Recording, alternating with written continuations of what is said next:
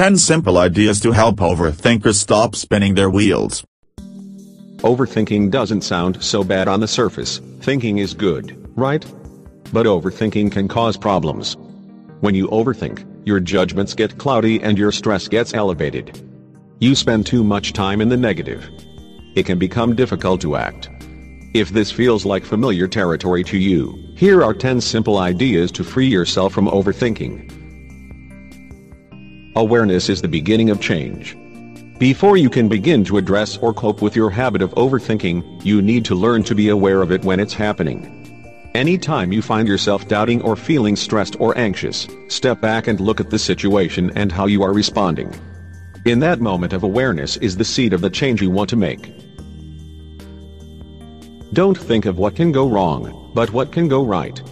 In many cases, overthinking is caused by a single emotion, fear. When you focus on all the negative things that might happen, it's easy to become paralyzed. Next time you sense that you're starting to spiral in that direction, stop. Visualize all the things that can go right and keep those thoughts present and up front. Distract yourself into happiness. Sometimes it's helpful to have a way to distract yourself with happy, positive, healthy alternatives. Things like meditation, dancing, exercise, learning an instrument, knitting, drawing, and painting can distance you from the issues enough to shut down the overanalysis. Put things into perspective. It's always easy to make things bigger and more negative than they need to be. The next time you catch yourself making a mountain out of a molehill, ask yourself how much it will matter in 5 years. Or for that matter, next month. Just this simple question, changing up the time frame, can help shut down overthinking. Stop waiting for perfection. This is a big one. For all of us who are waiting for perfection, we can stop waiting right now. Being ambitious is great, but aiming for perfection is unrealistic, impractical, and debilitating. The moment you start thinking, "This needs to be perfect," is the moment you need to remind yourself, waiting for perfect is never as smart as making progress. Change your view of fear. Whether you are afraid because you have failed in the past, or you are fearful of trying, or overgeneralizing some other failure, remember that just because things did not work out before, does not mean that has to be the outcome every time.